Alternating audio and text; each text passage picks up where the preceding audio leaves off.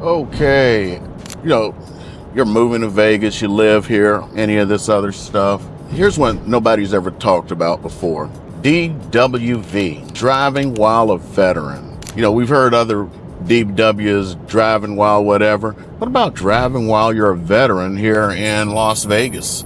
So my name is Eric, call signs Nuke. I retired out of Creech Air Force Base back in 2015, and right now I spend my time trying to help other military personnel and veterans with their moves to Las Vegas, or if you're already living here. I've been there, done that, got that t-shirt and wore it wet. So if you need some advice, I'm always here. Call, text, email. Information is down below and in the pinned comments. Better yet, get on that calendar. It's going to help out a lot. Okay, so there are a lot of considerations when it comes to your driving when in Vegas. So for the first one, I'm going to talk about military members, maybe even civilians/veterans who are, let's just call it PCSing in from overseas. So first thing you're going to think about is, what about my car? How am I going to get it here? Well, according to where you're PCSing in from, like in Japan, chances are you're not bringing the car here unless you got a Skyline or something. Back in the day, a lot of guys would bring back Skylines and get them all souped up and everything and get them street legal for the U.S. For the most part, you're just going to put that thing in the lemon lot, get the $1,500, $2,000 you can out of it, and just come on and buy another vehicle. Should you go down to new car sales? You got the dealerships down there. You got BMW, Volvo, exchange new car sales on base for every base I've been to so far, both in Europe and in Asia. I would really consider it because you do get some good deals. The vehicle I'm driving in right now, I got it through the Volvo new car sales. Also, ask those guys if they get some more discounts for you, because I ended up buying 2 Volvos and I got another $800 off on top of the great price that I got. But I don't know what they're doing these days, but I would check, because if you don't ask, I'm pretty sure they're not going to tell you. Closed mouth doesn't get fed. But let's say you're coming in from Alaska. Okay, you can drive down here. I don't know if I really would or not. It's O'Connor's assignment, so they should ship a vehicle, which is going to be good for you, because the government will only ship 1 vehicle unless you're a dual couple, which means they could possibly ship 2 for you. If they're shipping 1 from, let's say, Alaska, you can drive. Hopefully it's not wintertime, then that's going to be a pain. It's long enough. So like if you're driving in from Alaska, if you're at Allison up in Fairbanks or Elmo down in Anchorage, I don't know if I'd even make that drive. I'd probably pay them to do it. So we PCS here from Hawaii. They did pay for 1 vehicle. The other one we had to pay for ourselves. But they come to 2 different ports, or not really ports, but 2 different locations. Pretty much probably the same port. Long Beach, and we actually had to go to Compton, California to get the other vehicle.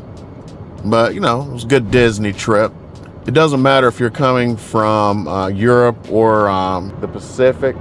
Your vehicles are pretty much going to end up at that same port, and you're going to pick them up. Don't forget to do your Disney trip while you're there. Next one, once you arrive here, do you want to get a Nevada license or not? You're in the military, you don't have to worry about it if you want to stick with your home state. I possibly would get one, and here's the reason why. A lot of places around here have different discounts, especially your first year or so. You're going to be going out like crazy. So you got a choice. You have military discounts, you have local discounts. Some places may offer local discount and not offer a military discount, and vice versa. Well, if you get a Nevada driver's license, which isn't very expensive, you'll be able to take care of both of them, because one of the things Nevada has is a little veterans designation. So all you got to do is go take your ID and everything over there when you do your license, and they're going to put that on there, and that's going to get you both your military and your locals discounts. The same thing for veterans. If you're a veteran and you don't know this, you can take your DD-214, and DMV will actually put that designation on your license, and you'll be able to get military discounts, so you're not having to worry about what do I have, any kind of military ID anymore, or that VA ID. Like, let's say you got out and you didn't get your VA determination for some reason. Most people are going to get that. You can go ahead and that is going to serve as your identification as a veteran, and you'll be able to get just about every veteran discount out there, unless they save it up for active military only. Some are active, but most are going to give you a veterans discount or military discount. Okay, so what about taxes? Okay, so here's a cool one. You don't have to pay taxes here. State of Nevada is nice enough to let active duty military not pay taxes. So how do you do this? Just go down to your first sergeant. They may have it in the CSS. Pick that up, just take it down to the DMV. No taxes. All you're gonna pay is like $20.50 for each one of your vehicles. Now, if you have specialized tags or something like that, you're gonna actually pay extra for those. But other than that, just straight, you don't have to do nothing. And you can also use that. You can get a special license plate that says your military branch on it. So that one's a good one. Oh, here's another one that's driving while veteran. Oh, I hadn't thought about this one in a minute, because even though I'm a disabled veteran, I don't have my disabled veteran tag, because I have the Lost Vegas tag. You've seen the one that's got like the kind of like the strip on it and everything. So what happened is I was at an event, and senior NCO, or a guy used to be a senior NCO, sensor operator. I saw him, and he was parked over in the handicap spaces. I'm like, what the hell are you doing, man? It's like, oh, I can park there. What? I don't see a handicap sticker on your car. He's like, no, I got my disabled veteran tag. You can get your disabled veteran tag, and it gives you the same parking privileges as a handicap tag. So I thought he was full of it, and I actually went and looked it up, and it's correct. State of Nevada, if you have a disabled veteran tag on your car, you can park in handicap parking. Yeah, I don't know. I still have this theory, because, oh boy, he was, able to walk around, had no issues, but, just taking advantage of stuff like that. We all sometimes take advantage. Remember, carpe per diem. So that's another one of the little perks that you can get here in Nevada, is if you do have that disabled veteran tag, all you have to do is take your letter from e-benefits over to the DMV, and they will take care of that for you also, which means you get to park in handicap parking if you really want to do that. I don't want to do that just yet. I want to wait as long as possible to have to worry about something like that. So the next thing to think about is how safe are the drivers? I'd be very careful. Get your situational awareness up, because sometimes the drivers here can be a little crazy, and there's very little accountability. Unlike most places, you're not going to see that many speed traps. And so you'll see people just screaming around, speeding and everything. Yeah, you want to just be very careful. Like right now, area I'm going through is like this real kind of sheer downhill area. End up, even though I wasn't trying to go that fast, just the momentum just really sped me up. I'll have people, they're catching up to me right now. I'm slowing down now, but yeah, you'll have people just passing you like they don't care. So be very careful of that, and you'll see people driving around crazy with no license plates on. I don't know if that's a Vegas thing, or if it's just a thing that's happening now, because a lot of things happened when I did my back-to-back overseas tours. Next to think about is while you're driving while a veteran.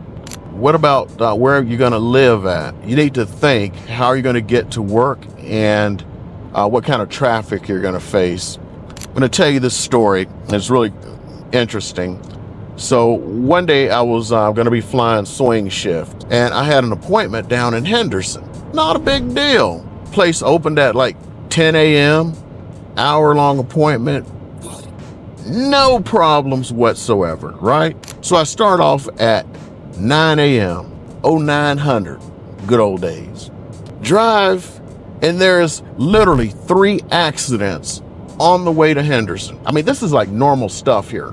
3 accidents on the way to Henderson. One of them was so weird. It's still in my head right now.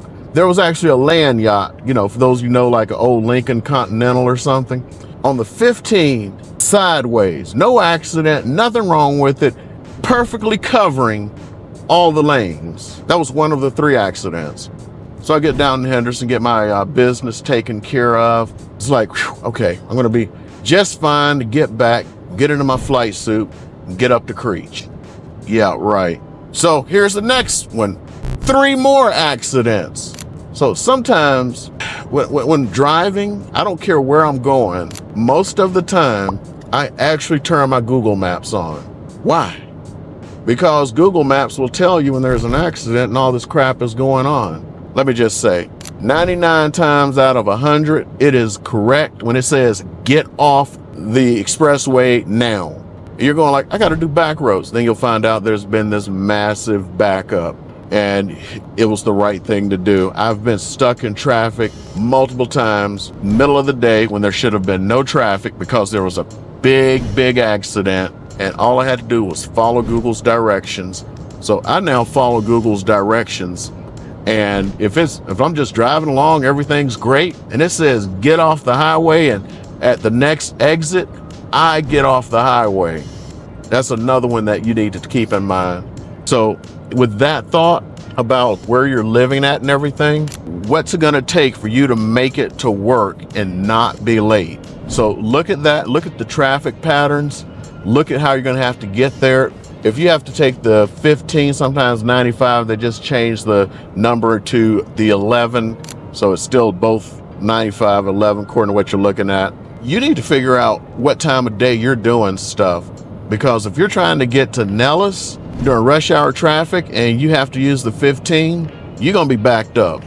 You gotta get to Creech, you ain't gotta worry about too much. If you're in the Northwest, you're always gonna get there pretty much time. And if you are using the park and ride, it's not gonna be as big of a deal because you're just going to the park and ride. You know what, I probably need to do a video on the park and ride. Where you get here, more than likely they're gonna suggest you use the park and ride. I never used it because I want to be able to leave whenever I want to leave, work, because sometimes like you're flying and it's your flying Friday, they let you off early, and I want to be able to skedaddle, or if anything else happens. Back when I was dual qual, sometimes they had enough pilots for certain missions, and it's like, oh, you know what, you can leave now. So I like being able to get the heck up out of there. So I'm going to start going through some of the neighborhoods up here that are going to have the easy access, especially to Creech and then to Nellis, and places for you to possibly avoid for various reasons. And if you like what you're seeing here, go ahead and hit that subscribe. That way you are always notified, especially that bell notification, and you'll be able to know everything there is to know about PCS and the Nellis and Creech. And for you veterans, same thing, especially if you're going to get a contractor job on either one of the bases. And if you need any kind of help, just go ahead and reach out, call, text, email. My information is down below, especially in the pinned comment. And better yet, get on that calendar. And as you know what I'm going to say right now, all my military brothers and sisters, Alpha Mike Foxtrot, everybody else, we still love you. We're still here to help you. We're going to keep them lights on for you, okay? See y'all.